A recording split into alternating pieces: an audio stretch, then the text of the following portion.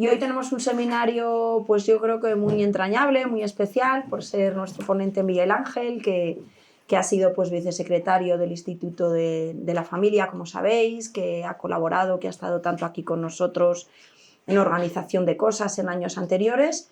Y bueno, digo yo unas palabras de bienvenida y de agradecimiento y de presentación a Miguel Ángel, aunque está rodeado de amigos, porque me ha dicho Carmen Fernández que empiece, que está con la rectora en una reunión y sé que lo está deseando salir y venir a presentar a Miguel Ángel con todo lo que ella le aprecia y le quiere, pero me ha dicho que si a menos 20 no estaba que empezáramos y que ya cuando venga ella pues también le dirá. Así que Miguel Ángel, muchas gracias por estar aquí, muchas gracias también pues por todo el tiempo que has estado con nosotros y que nos has ayudado, nos has iluminado, nos has aportado tu prudencia, tu sentido común, tu saber estar en todo en los años del Instituto de la Familia, que ha sido un gusto tenerte y nos encanta hoy tenerte aquí como invitado con esta ponencia, Familia y narrativa audiovisual, del cine y la televisión como medios, el vínculo a desarrollar de las pantallas. A ver, no, lo he leído fatal.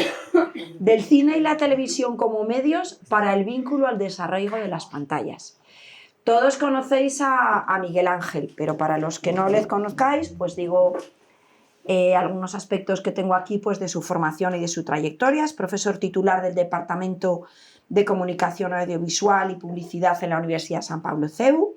Es director del Departamento de Comunicación Audiovisual y Publicidad de nuestra Facultad de Humanidades, director del Máster en Artes de la Comunicación Audiovisual desde 2007, ha sido secretario académico de la Facultad del 2011 al 2019, secretario académico del Departamento de Comunicación también del 2002 al 2017, coordinador de titulación también, director de la revista Informadores Gráficos y ha sido profesor en la Universidad Alfonso X el Sabio y en la SEC de Segovia. Y también ha sido vicesecretario del Instituto de la Familia. Así que de verdad que con nuestro agradecimiento, con nuestro afecto te tenemos aquí. Estás rodeado, como ves además hoy, algunos alumnos más de tu facultad, de compañeros, de amigos que te aprecian y te agradecemos mucho, Miguel Ángel, y además deseando escucharte con este tema pues también para nosotros novedoso, diferente. Intuimos que va a ser una sesión pues dinámica y con proyección de cosas, así que con mucho agradecimiento te recibimos y deseando escucharte. Pues muchas gracias. Lo mejor de poder estar aquí y hablar de este tema es tener la oportunidad de dar las gracias aquí en público en este foro al Instituto de la Familia. Considero que no hay lugar mejor en el que poder desarrollar un trabajo y con mejores personas. Y está ahora mismo en magníficas manos, en manos de Carmen, de Ondina, de Ángel, y el tiempo que estuve pues pensé en aportar todo lo que pudiera, pero es infinitamente más lo que me ha aportado el Instituto de la Familia a mí.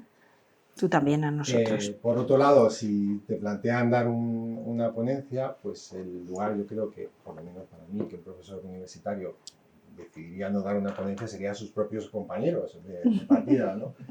Es un reto, es complicado, pero si encima tenemos a compañeros que son expertos en las materias, que son no solo titulados universitarios de periodismo, máster en humanidades, en teoría de la comunicación, como es Elena, el propio decano, con una formación y también actividad profesional que ni hablamos. Pedro, no sé, Pedro, ¿qué vas a aprender tú? Pedro se nos ha escondido por ahí atrás. Pedro es profesor. Yo vengo de Venezuela, Pedro. Soy fan de ellos. Dijo Canal No y tuvo que cerrar, ¿no? Para venir con nosotros. Entonces, el propio director del Instituto de Humanidades. Entonces, este público no puede haber un público mejor y que vengan aquí también alumnos de comunicación audiovisual y que ahora están desarrollando su trabajo en la CDT, en comunicación, pues, y los propios compañeros de fotografía, Cefas, Fernando Instales, que no sé qué os voy a contar. Que no sepáis. El planteamiento es una pregunta retórica, ¿no? Del cine y la televisión como medios para el vínculo al desarraigo de las pantallas. retórica esa pregunta mucho más en la segunda parte, porque estamos en un desarraigo, en un terremoto digital, en esa cuarta revolución industrial. Bueno, ya hay quien habla de quinta, con una proyección de lo que pretenden que ocurra con esto de lo digital. Y menos quizá en la primera parte, pero aunque sea por comparación, el que no hubiera ida y vuelta, el que hubiera una televisión en las casas y en las familias, pues eso ya de por sí podía establecer cierto vínculo, cierto control de los contenidos. Tampoco había tanta hibridación de géneros, o tanta mixtura, hipertextualidad, transmedialidad, todo lo que hablaremos ahora, ¿no? Como hito, o como dos hitos de un extremo a otro, aunque la televisión, como bien sabemos, empezaba antes, sino antes, pues yo he establecido más o menos dos por contraste, haciendo un poquito de trampas en las fechas, pero no hace tanto tiempo, en el 69, el hombre pisaba la luna, eso se retransmitía en directo y lo hacía desde Houston, Mida, cuando Houston no tenía tantos problemas, pero luego tuvo muchos problemas y la carrera espacial no era lo que pretendían. Y congregó a nada menos que cerca de bueno, las mediciones que hay, las de ahora tampoco son muy fiables, como sabemos todos, pero congregó a unos 600 millones de espectadores. Acaba de llegar la primera imagen. Estas imágenes se transmiten por una cámara pequeña, muy pequeña, capaz solo de recibir impulsos en blanco y negro. Pero ven ustedes que la imagen empieza a mover. No sé exactamente lo que es en estos momentos, pero vamos a tratar de saberlo. Observen ustedes el pie, observen ustedes el pie. Ahí está, ahí está. En el otro extremo, nos vamos al otro extremo, y ahora en 2019, por ejemplo, tenemos una producción audiovisual de estas plataformas que tenemos ahora, de Apple TV, que es para toda la humanidad, que lleva haciendo un juego con el texto que dejaron allí en el título de la serie, que lleva varias temporadas, no sé si 5 o 6, y desarrolla una ucronía a partir de qué hubiera pasado si no hubiese sido en esa carrera espacial Estados Unidos, que no hubiese pisado la luna. Y por supuesto, como es habitual en muchas de las producciones audiovisuales ahora, pues tenemos subtramas del tiempo de hoy, ¿no? Señoras y señores, esta es la señal en directo. ¿Está pasando de verdad? Los rusos habían enviado el primer hombre a la luna.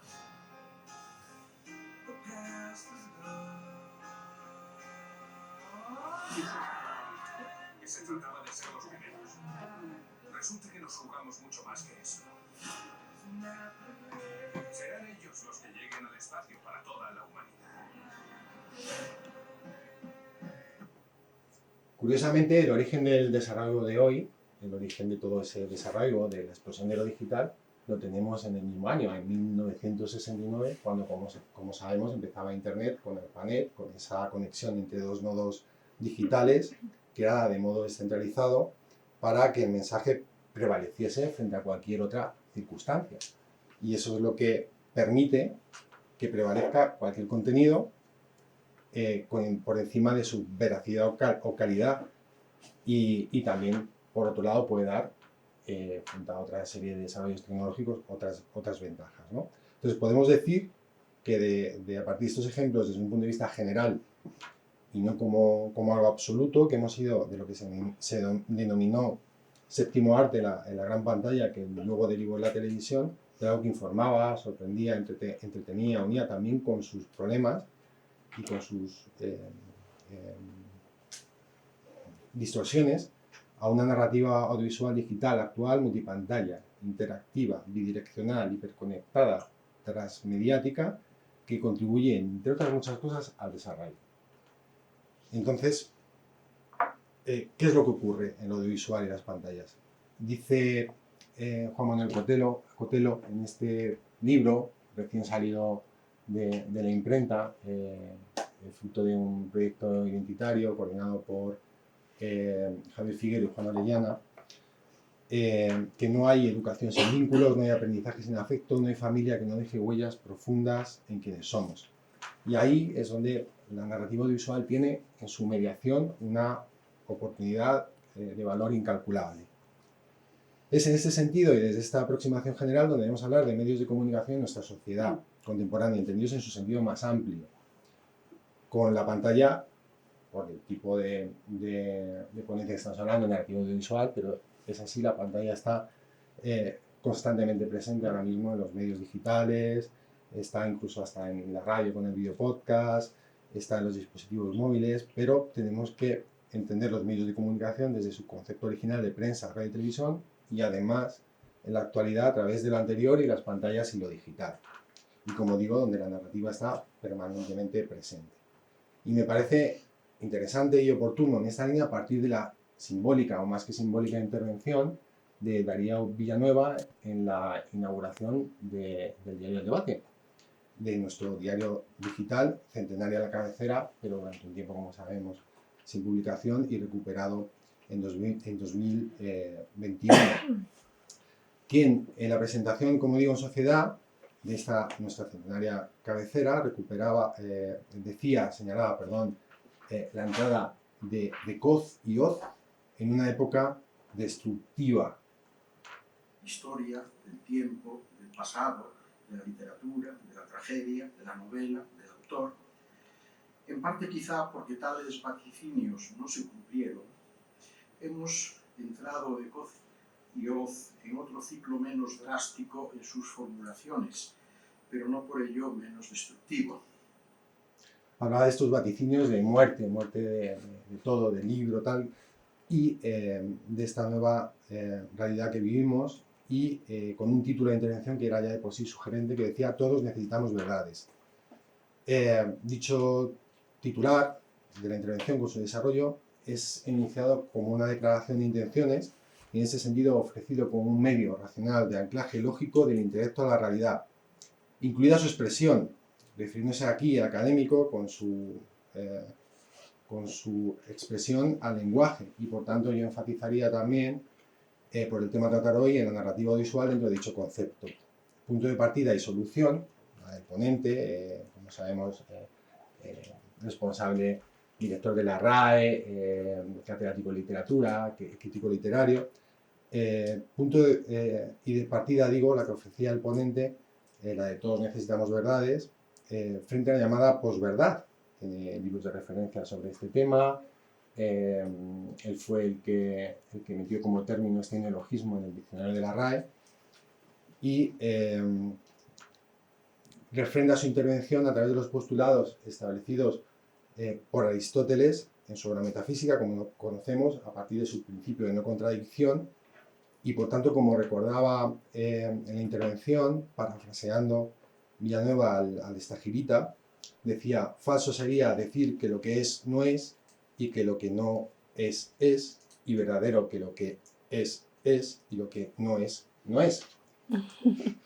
Esto que parece evidente, no lo es tanto hoy, lo señalaba él, y a mí, haciendo memoria, me recordaba cuando mi padre agitaba mi soberbia inmadura de adolescente, y el modo de ponerme límites, otros muchos, educar en el no, que dice Ginio Marín, era cuando me decía: lo que no puede ser, y además es imposible. Luego vi que era una frase de un torero, ¿no? Pero me hubiera ayudado saber entonces que además de una obviedad, pues era también una formulación tautológica, reiterativa, hiperbólica, cercana a la filosofía aristotélica. Y volviendo a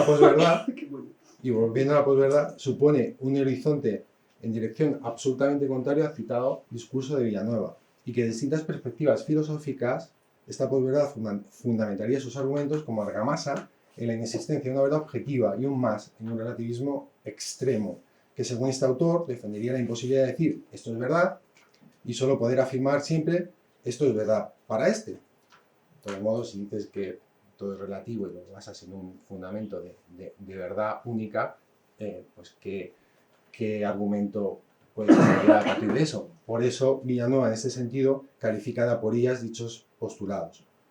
Resultados todos estos conceptos contrarios al argumentado por el ponente, de dar un paso más y aplicar un prefijo, el prefijo post, resignificado. en la línea de lo apuntado por el académico, en lugar de después de o detrás de, nos ofrecería hoy un cambio en la propia esencia semántica del núcleo sustantivo al que se incorpora. Con lo cual, genera un significado diferente de la palabra a la que se incorpora.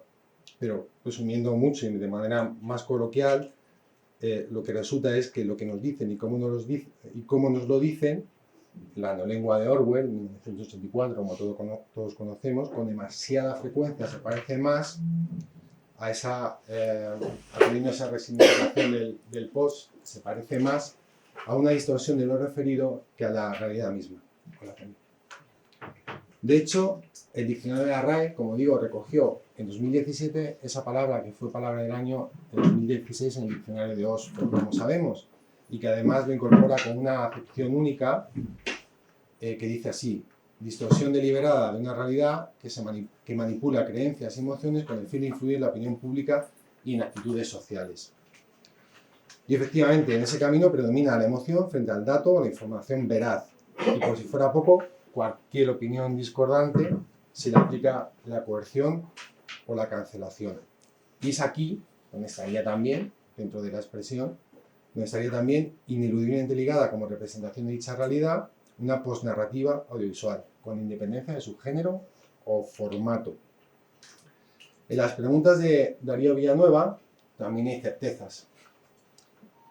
La mayor de ellas, la mayor certeza posible para nosotros, la encontramos en uno de los argumentos ofrecidos como contraposición primigenia a los postulados de la posmodernidad, cuando, aludiendo a la Biblia, al Evangelio de San Juan, el crítico y académico recordaba cómo el prefecto romano de Judea, en un ejemplo de relativismo extremo y absoluto, llegaba a cuestionar al mismo Jesús diciéndole: ¿qué es verdad?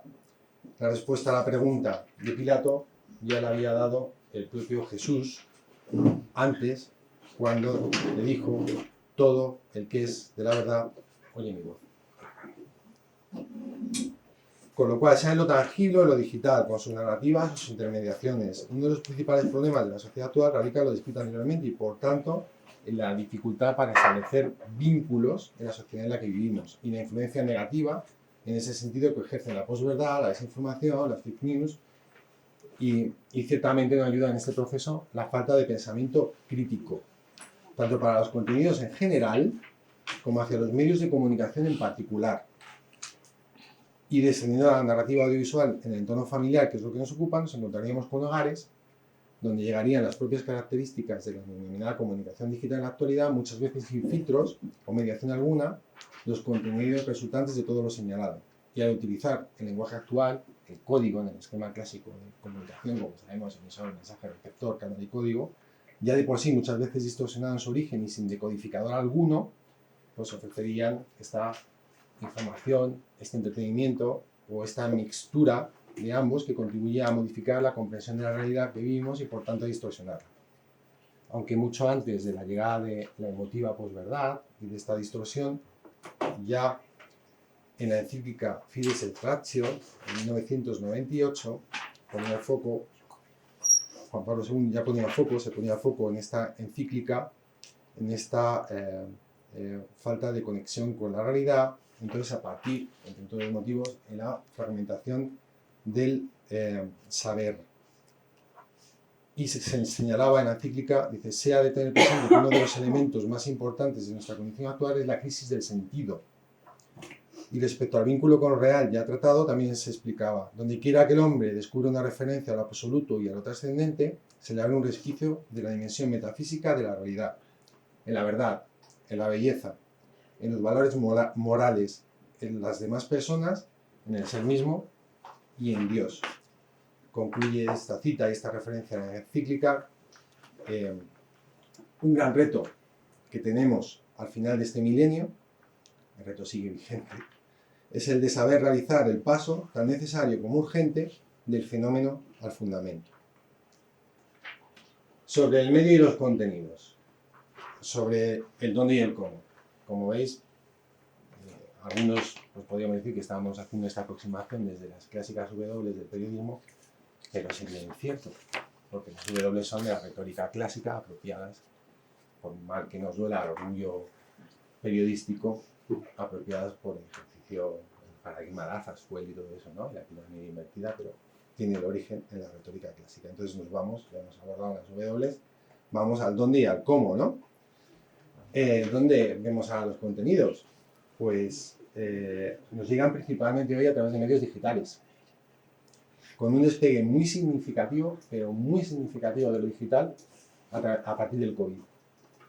Después del COVID, lo digital despegó a unos niveles espectaculares. Quien quiera ver las cifras, tiene la OJD, voy a dejar el EGM, bueno, la radio tiene otro paradigma, otra situación distinta, donde se ha mantenido más estable y como veis la radio ha saltado de la radio de siempre a escucharla en otros formatos digitales y de manera también asíncrona y con un despegue brutal del podcast, ¿no?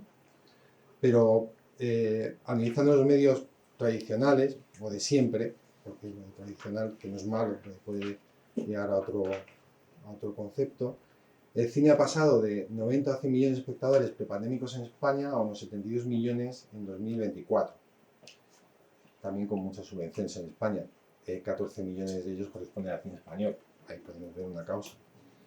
Aquí habría que sumar, es verdad, del cine a los estrenos simultáneos, a la vez que en el cine, en la plataforma de turno, o los estrenos posteriores en streaming, o después que se ve en la televisión en línea, ¿no? Es verdad que poco a poco el cine se va recuperando y esperan que aumente la asistencia a las salas, ¿no? La televisión lineal tradicional, pues ahí ha caído en los últimos 10 años, ha caído un 30%, la lineal. Pero ha sumado a la lineal, es verdad que ha caído un 30%, pero ha subido sumando el streaming, vídeo bajo demanda, plataformas, lo veréis por diferentes nombres o acrónimos, que es lo que ha despegado de manera brutal en todas las plataformas, porque antes de la pandemia estaba el índice de penetración, se medía o llegaba a un 40% de los hogares y ya supera el 8% de los hogares, pues todo lo que sabemos, Prime, bueno, algunos le van cambiando el nombre, pero vamos, HBO ha cambiado el nombre, Prime también cambió la denominación, Disney Plus fue Plus porque no podía ser Plus y hay un diálogo de Berto Romero muy gracioso sobre eso, pero bueno, ahora mismo está en la mayoría de los hogares. Y el total de lectores de la prensa en papel, sumando toda la prensa en papel, ha caído en los últimos 10 años un 73%. Hoy se venden, sumando todos los diarios, 764.000 ejemplares de media. En el año 2000 la tirada global era de unos 4,3 millones y solo el país estaba en 360.000 ejemplares de media, lo cual nos lleva a señalar que en el año 2000 solo el diario El País, un domingo, vendía solo lo que venden hoy todos los diarios en papel.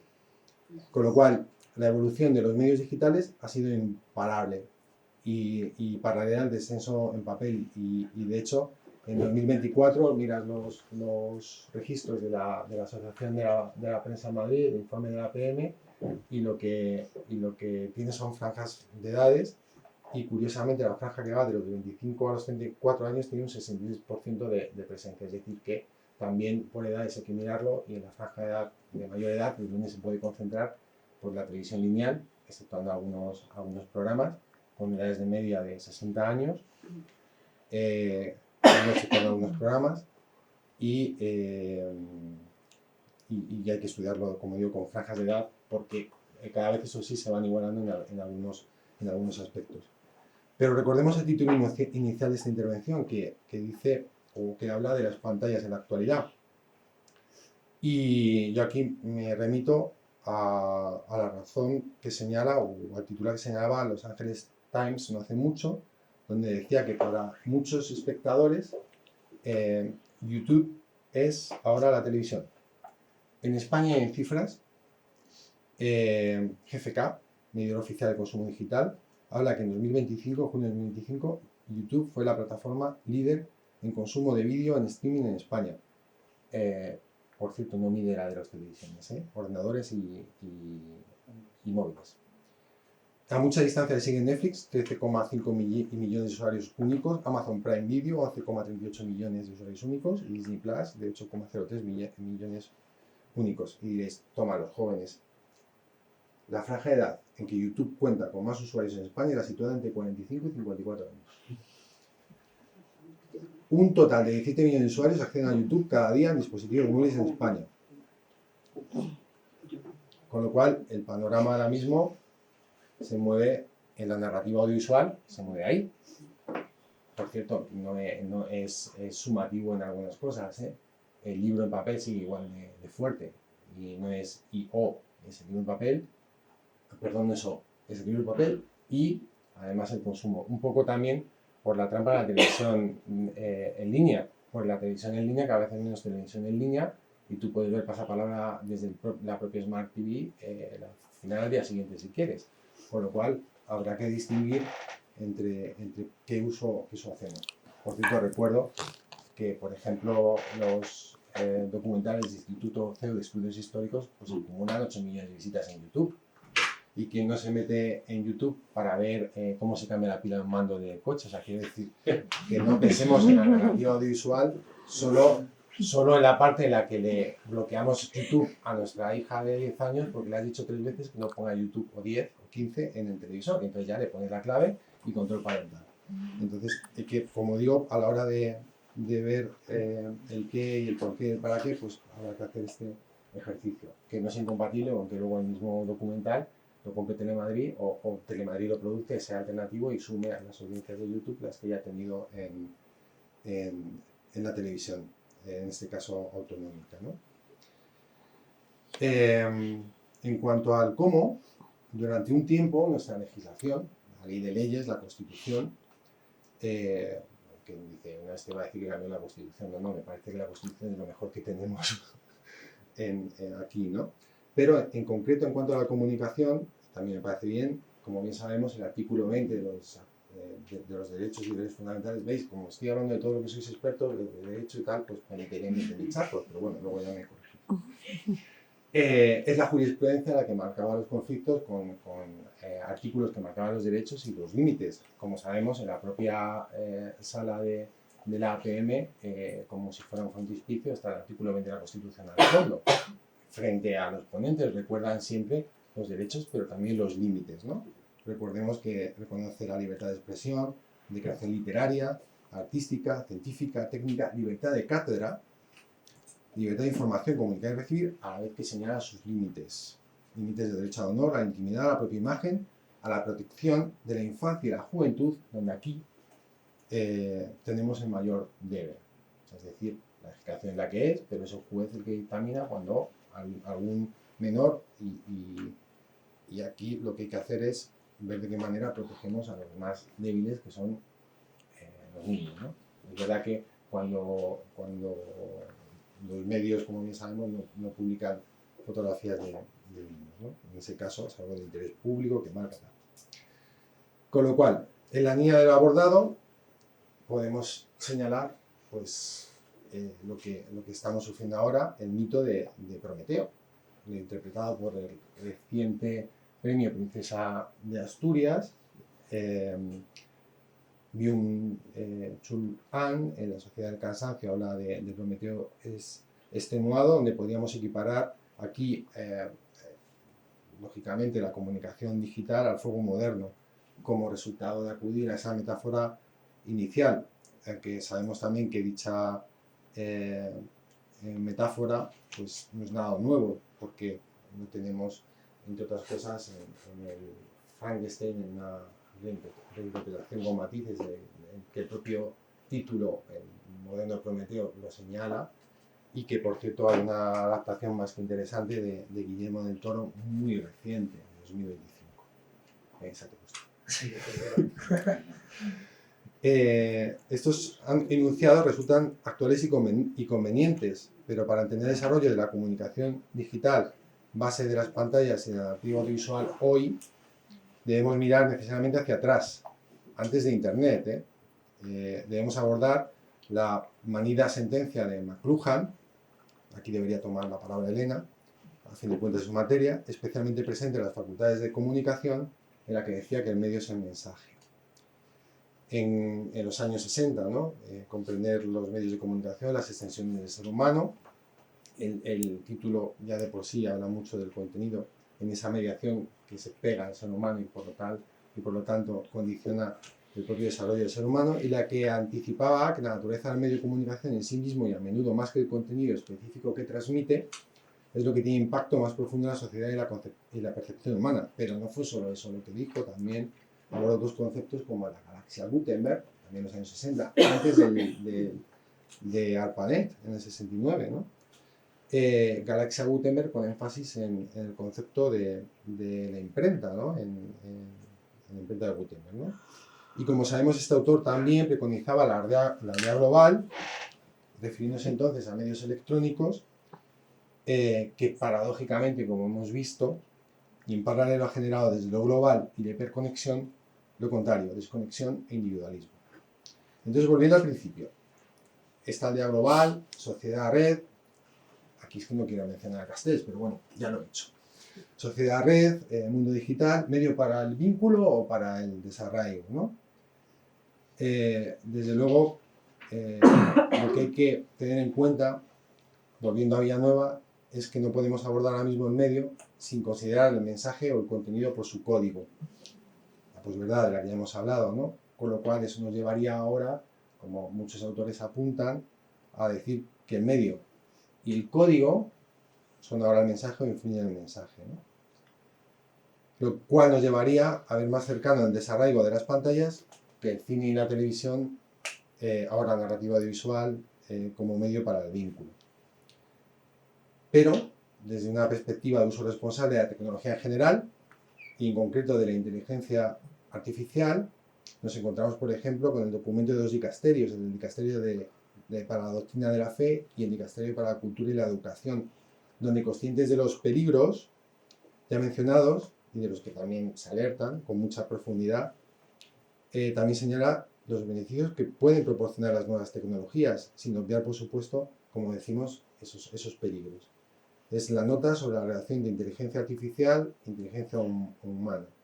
Dice: antigua et nova, con antigua y nueva sabiduría, estamos llamados a considerar los cotidianos desafíos y oportunidades propuestos por el saber científico y tecnológico, en particular los del reciente desarrollo de la inteligencia artificial. La tradición cristiana considera que el don de la inteligencia es un aspecto esencial de la creación de los seres humanos a imagen de Dios, a partir de una visión integral de la persona y de la valoración de la llamada a cultivar y a custodiar la tierra. La Iglesia subraya que ese don debería encontrar su expresión a través del uso responsable de la racionalidad y de la capacidad técnica al servicio del mundo creado. Y, sin embargo, también hay que señalar de nuevo que en buena medida en lo referido a lo digital estamos fracasando en este propósito.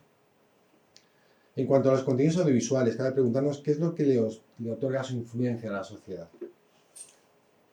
Pues con independencia del género audiovisual y que lo desarrollado tienda a lo documental o a la ficción, ejerce una influencia en la sociedad a partir de su poder para impactar la opinión pública.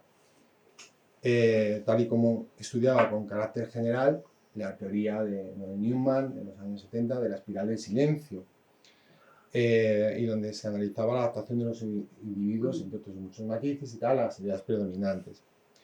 Y hoy el cine, la televisión, el vídeo bajo demanda influye en las familias, entre otras cosas también a partir del modelo de imitación como modelo de aprendizaje, con un impacto en los jóvenes, en los procesos de configuración y desarrollo de su personalidad. Y ahora hay que añadir, volvemos otra vez, a la prevalencia de lo emocional y a la hibridación de géneros, en la que información, hablan infoentretenimiento, lo emocional, etc. Y nuestra sociedad se vaya aproximando en lo comunicativo, con énfasis aquí en lo comunicativo, a un concepto de quimera. Y lo que unimos a la característica de verosimilitud de la imagen por su propia característica de evidencia de lo real, fruto de la formación natural de la imagen en la cámara oscura, frente a lo que está enfrente de la cámara oscura. Es un proceso de grabación, en este caso de la imagen natural, es una especie de espejo con memoria, como sabemos, de una manera poética, y que además luego se le añadió, a partir de la persistencia retiniana, esa continuidad y los elementos estáticos cobraron vida, ¿no? A partir de los hermanos Lumière, a que luego se incorporó el sonido y a lo que hoy, lógicamente, tenemos todas las posibilidades propias de la realización, el montaje, la postproducción en general y un largo etcétera, hasta llegar a la IA generativa que lo está poniendo todo patas arriba. Pero volviendo a la hibridación de géneros, como agente distorsionador tampoco sería justo partir de la premisa simplista realizada desde una aproximación muy generalista que asocia lo audiovisual únicamente a la ficción. Los telediarios y los documentales también son narrativa audiovisual. Y los documentales precisamente cada vez están más presentes en las plataformas. Alguno bueno y unos cuantos no tan buenos, y que además eso de llamarlos documentales pues a lo mejor sería demasiado pretencioso. Tenemos falsos documentales como técnicas, que son series que adoptan desde la ficción el estilo y las convenciones del documental. Tenemos docudramas, hechos verídicos recreados por actores. Docuficción, mezcla de metraje real con escenas de ficción, o ya desde la ficción podemos destacar también dramas históricos, que en una serie con elementos dramáticos se acerca a los hechos que ofrecen desde la actuación, y lo hacen en una aproximación, si se hace bien, más que interesante, porque te aporta ciertos matices que la información pura y dura no te pueden ofrecer. Tenemos aquí Chernobyl, por ejemplo, en este caso con cierta fidelidad a los hechos asociados al desastre de 1986, o series como The Crown, una HBO y otra Netflix. Recordemos que algunas de estas técnicas narrativas están presentes en los documentales del Instituto de Estudios Históricos, y en las que muchos profesores del claustro hemos participado como expertos o como actores eventuales. En mi caso, el lujo de haber sido teniente de la Legión, en otra en la vida. Bien es cierto que en este sentido, diversa mixtura de géneros audiovisuales no ayudan a que se produzca esta aproximación amable a la realidad. Y es el caso de muchos espacios en televisión de ese nuevo infoentretenimiento. Y que esos espacios deberían ofrecer una información más objetiva y veraz, o como poco facilitar un mayor y mejor anclaje a la realidad. En cualquier caso, la hibridación de géneros no es nueva. Los precedentes en unir ficción y realidad la encontramos, por ejemplo, en el periodismo y la literatura, y han estado siempre presentes. Sabemos lo del periodismo literario, nuevo periodismo, literatura periodística, crónica de largo aliento, periodismo lento. Son términos que nos muestran que incluso con herramientas de ficción es posible una aproximación honesta a la objetividad y por tanto a la realidad. Sirvan como ejemplo Hiroshima, de Hersey, que en formato libro en segunda instancia, en primera fue publicado en The New Yorker en 1946 para contar a la sociedad americana y por extensión a todo el mundo las consecuencias de la primera bomba atómica en lo que empezó como una autocrítica a la propia sociedad americana desde esa publicación. O la novela Hotel Florida, Verdad, Amor y Muerte en la Guerra Civil, también muy tratado en los GIR, proyectos de investigación, etcétera, que como sabéis lo que queda de Hotel Florida, en lugar de corresponsal, donde estuvo Capa, Hemingway y tantos otros, ahora hay una placa nada más porque estaba Corte Inglés de Callao. Bien que os podéis subir a la parte de arriba y tener las mismas vistas que tenían esos corresponsales en aquel entonces, ¿no? O la novela Patria de Aramburu, que nos acerca desde la ficción frente a la corrección política, rompe esa versión oficial y las narrativas que pretenden justificar violencia y terrorismo de ETA, ¿no? Respecto a los géneros narrativos que recogen herencia de otros géneros, etcétera, de literatura, periodismo, en la narrativa audiovisual, pues bueno, en los géneros nadie se pone de acuerdo y los teóricos empiezan voy para atrás, me pasa sin querer. Entonces el propio Martínez Albertos en los géneros periodísticos, pues estoy matando mi propia Ángel, ¿me puedes echar una mano? Eso. ¿Cuál es? La diapositiva, la última de la tele, más arriba, más arriba, la 22. La 22. Mil gracias.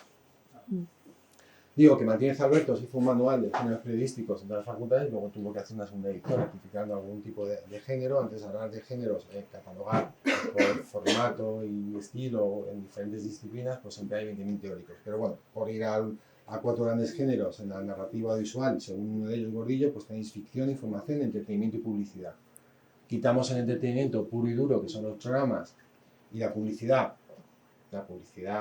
relativamente, porque ya empezamos a encontrar publicidad en el streaming también, y no hablo del emplazamiento publicitario, pero tenemos entonces 2 grandes líneas, que es ficción e información. Y entonces ya eso, aunque nos quedemos en esas 2 líneas de contenido, supone una hibridación brutal de mezcla de ficción e información, que si no está hecha de manera honesta, como digo, lo que hace es confundir todavía más. Si además no hay pensamiento crítico y el público no diferencia entre lo que es información y opinión y le pretenden confundir, pues entonces el resultado es el que es, ¿no? Pero ya en los años 80 se hablaba de esto, de neotelevisión y de la hibridación de géneros audiovisuales. Yo lo que diría, he hecho unos ejemplos de los que puede ser una aproximación desde la ficción que pueda aportar a entender la realidad, pero lo que aportaría es valorar 3 aspectos. Si esos contenidos se elaboran de manera honesta, cómo se presentan al público, es decir, si se avisa previamente que se trata de una mixtura de géneros o el público es capaz de detectarlo, si se protege al público en general, es decir, no todo contenido es apto para todos los públicos, especialmente hablo de menores, pero también público vulnerable. Y como tercera cuestión, y no menos importante, valorar y considerar la formación del público objetivo que consumirá dichos contenidos. Pensamiento crítico. Pero no solo un pensamiento crítico, como he dicho antes, de carácter general, sino también que pueda diferenciar los géneros. Tampoco desde un punto de vista teórico, pero sí desde un punto de vista general, diferenciar entre lo que es información, opinión y tal. Si vamos a un periódico, pues no le vamos a pedir que diferencie la columna de opinión, la crítica y tal, porque ya el propio periódico también tiene que ayudar en su maquetación, en su presentación de los contenidos, en esa digestión de género y de tipo de contenido que tiene el público. Pero todo esto habría que valorarlo a la hora del contenido que llega, sea en papel, sea en visual, sea en una mezcla de todo. Por último, en la actualidad ha aparecido un elemento más, como si fuera poco, que es la inteligencia artificial. Tenemos 2 circunstancias ya de por sí, una que generó normal cierta controversia, que es el anuncio, os acordáis, de Lola Flores de Cruzcampo en el 21. Y ahora mismo tenemos la primera serie o la primera gran producción hecha íntegramente en inteligencia artificial. Ahora lo veis, os lo pongo en trailer, pero a excepción de las voces, el guión no lo ha hecho una inteligencia artificial, el guión no es inteligencia artificial, las voces son de actores y hay una postproducción también del contenido, lógicamente visual. Pero este es el resultado. Rebellious war has become more general. Too many still unsure of why we fight. We have it in our power to begin the world over again. There is no way but forward. We are now the troops of the United Colonies of North America. The purpose of establishing an independent empire.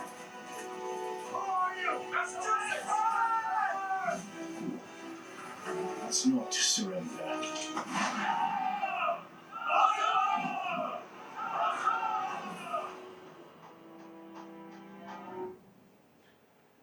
Bueno, tenemos lo cuantitativo, pero también parte de lo cualitativo. Incidamos un poquito más en lo cualitativo, ¿no? Ferrés y Prats habla del binomio familia-televisión y en su eficacia socializadora y moldeadora de conciencias a partir de la imitación. atendiendo en una doble vertiente a lo que ocurre dentro de la pantalla y a lo que ocurre fuera. A partir también de la gratificación, seducción e imitación, para bien o para mal. Y es una influencia de ida y vuelta. Es como lo de la opinión pública, opinión publicada, piensa antes lo uno o lo otro y tal. Pues bueno, esto es también ida y vuelta. ¿Hasta qué punto? Pues hay que valorarlo, hasta qué punto influye como moldeadora de las situaciones el que haya un impacto continuo de determinados contenidos y hasta qué modo recoge.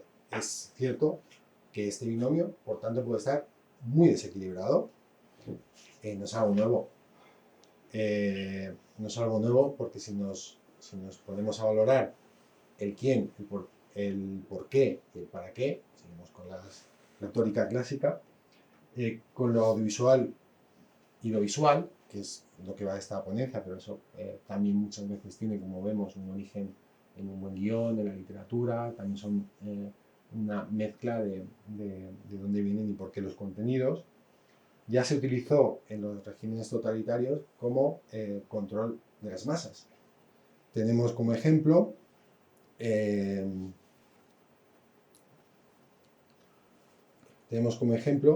caso soviético, que llama la atención que en 1919 tomaran 3 decisiones de gran calado: la nacionalización de la industria del cine, la creación del Instituto Universitario Superior de Fotografía en Petrogrado y la creación del Instituto Estatal de la Cinematografía en Moscú.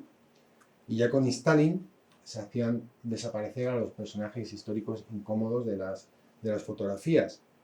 Irina Galkova, comisaria de una exposición que en 2012 recogía todos los casos de manipulación fotográfica, manipulación analógica, mucho antes de la llegada de Photoshop y mucho antes de la llegada de la IA, decía esta comisaria de exposición que a los catalogados como enemigos del pueblo soviético los mataban 2 veces. Una al ser fusilados o enviados al Gulag, y la segunda vez que los mataban al de hacerlos desaparecer de las imágenes. También tenemos casos como con Hitler, el referente que tenemos del audiovisual, el documental del triunfo de la voluntad de Leni Riefenstahl.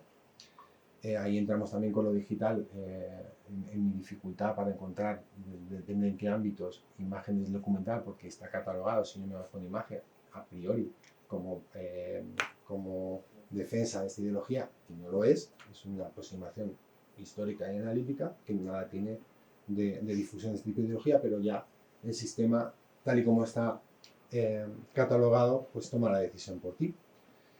Resulta interesante en este caso, pues esto es una recreación, no la hacía él directamente y tampoco aparecieron cogidos de pronto. Yo he puesto ahí foto ilustración, recreación.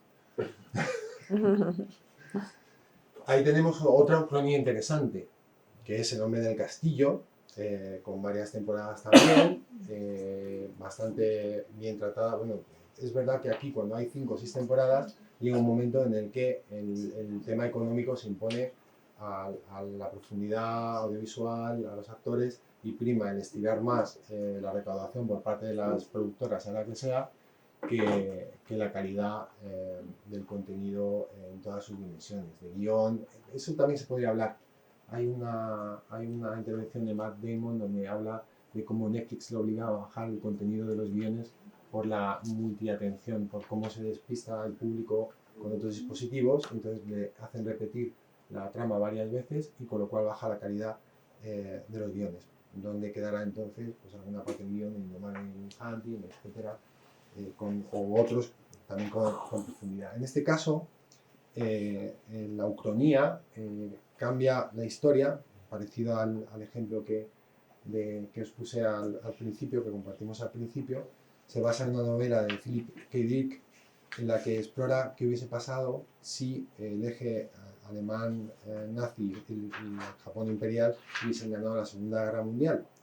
Y es una reflexión literaria, también audiovisual, sobre la fragilidad humana bajo los sistemas totalitarios y con ciertos paralelismos a cualquier otra situación pasada, presente o futura en la que el régimen más o menos totalitario pues, ejerza y anule la libertad de sus ciudadanos, ¿no? Con lo cual, de un modo desordenado, en la que la mediación se lleve mal o de un modo ordenado, podemos ir a uno u otro lugar. Y en un sentido contrario a la narrativa prometeica, señalada durante esta exposición, pues tenemos ejemplos recientes, como el de Sound of Freedom, de Alejandro Monteverde, en 2023, o ya hace más años, pues La Pasión de Cristo de Mel Gibson, y con su despliegue audiovisual.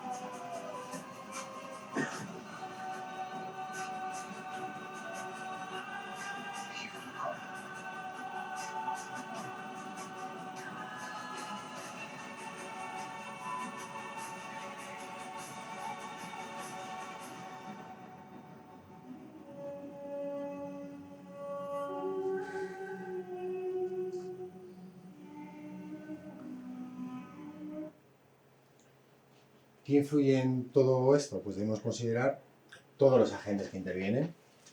Los gobiernos con su legislación, buena o mala. Los medios de comunicación y productoras como generadores de contenidos tienen un desempeño principal también en el proceso. Las empresas tecnológicas, algunas de ellas son propietarias ya de medios.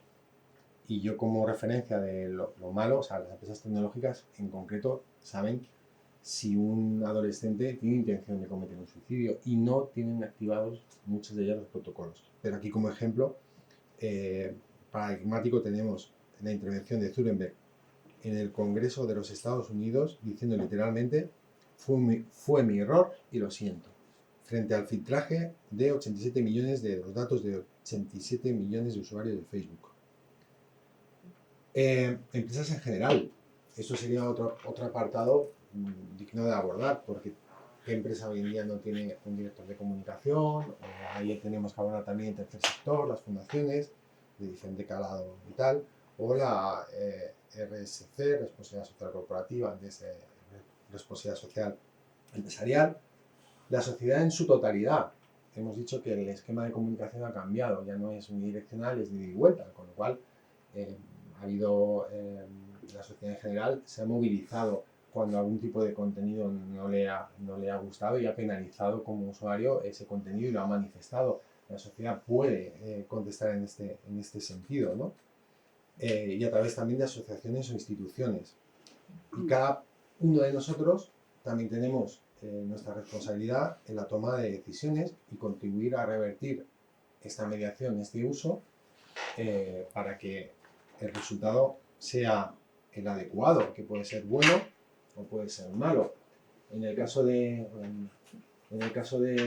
los medios de comunicación, el tema nacional que lo abordó, que lo lideraba Pablo, sobre libertad sin medios de comunicación y el que abordaba la doctrina social de la Iglesia en el boletín que lo firmaba Carmen, pues ya abordaba esta dicotomía, estas dos posibilidades, citando por un lado a Ángel Herrera, donde advertía del peligro de que aunque en mal uso perecen las auténticas, decía Ángel Herrera sobre el mal uso, perecen las auténticas libertades ciudadanas, el orden público y la estabilidad.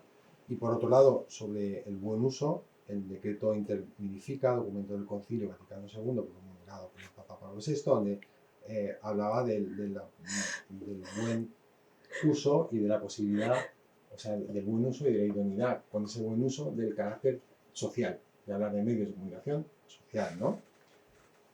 Aludiendo a la prensa, al cine, la radio, la televisión y otros similares, que por ello mismo pueden ser llamados con razón medios de comunicación social. Y un ejemplo orientado al bien común lo encontramos en la propia Asociación Católica de Propagandistas, en la CDP, puesto que la asociación, como parte de su tradición y bajo su carisma, ha tenido y tiene, como sabemos, como veis, estoy hablando de todas las materias y cada uno pues, de los máximos conocedores y responsables. Hablar de comunicación de la CDP con el secretario de comunicación de la CDP, hablar de teoría de la comunicación con la experta de teoría de comunicación, abordar un punto histórico con quien hizo el especial en el debate, etc. Bueno, pues con permiso, utilizando estos medios para el bien común como herramienta fundamental para su misión de apostolado de la vida pública. Si enumeramos, tenemos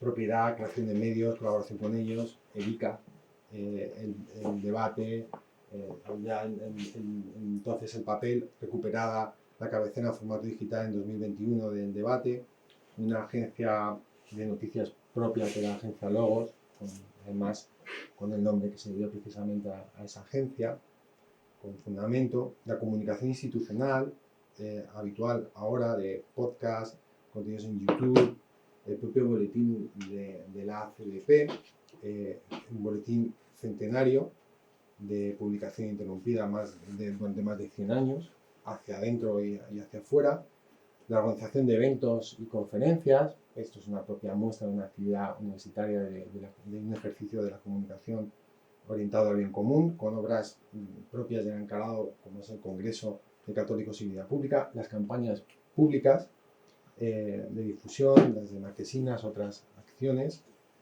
la presencia de miembros de la asociación en medios, prescriptores, acudiendo a esa llamada en latín de Purisum, donde están también con calado más profundo ese título de origen medieval, como sabemos, y un sentido trascendente. El sentido anterior y concreto, como dato concreto, que haré destacar desde un punto de vista histórico el grupo Tácito, cómo la comunicación ha estado al servicio, en esta casa en concreto, al servicio de la transición también, una transición que también se pretende, al menos su memoria, hacer desaparecer, la radio y el podcast, con colaboraciones desde contenidos, o el propio máster COPE, con tesis doctorales y con grandes profesionales que han salido del propio máster, la música como medio de comunicación. Aquí estoy hablando de los medios de comunicación en general y además de las pantallas de narrativa audiovisual en general y del artículo 20 que ampara lo artístico o la comunicación en un sentido absolutamente amplio, pero a través de esa mediación. La radio y podcast, la música como medio, el concepto de la resurrección o los premios de música, la reciente creación del premio de novela de José María Pemán, la colaboración o creación en contenidos audiovisuales, bien en producciones audiovisuales propias, bien en canales, bien en diversas situaciones, o en la educación. No me parece, no encuentro otra manera más bonita de comunicar que en las propias aulas a través de la formación. Y aquí tendría que destacar, lógicamente, la primera escuela de periodismo de la cual somos herederos, la Escuela de Periodismo del Debate en 1926, y que somos pioneros también en la comunicación digital con el primer grado de comunicación digital, auspiciado por Paco Serrano en su momento y que todavía está ahí, ¿no? Concluyo. Hay que señalar, por tanto, como conclusión, el daño del mal uso de las pantallas y de lo digital, lo que genera un desarraigo en el individuo en una sociedad cada vez más afectada por el efecto post. Galaxia post, acudiendo a McLuhan, la denominada Villanueva. Pero a la vez, ciertos avances tecnológicos que si se hace bien, esa comunicación, esa negativa o otros avances de la IA, con un uso correcto, pueden llegar a un buen lugar.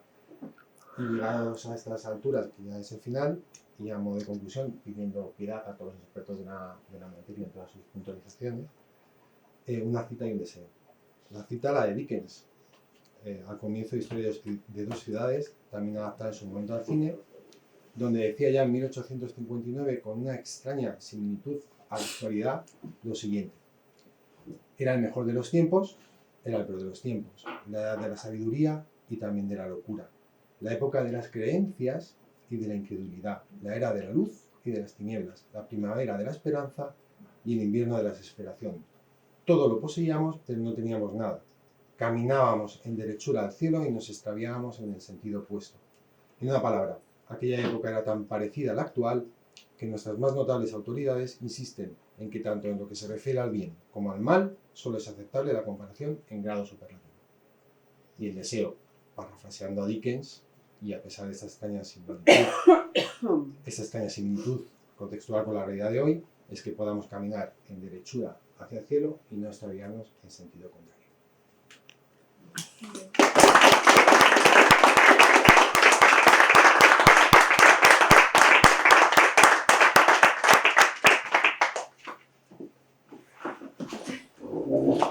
Muchas gracias.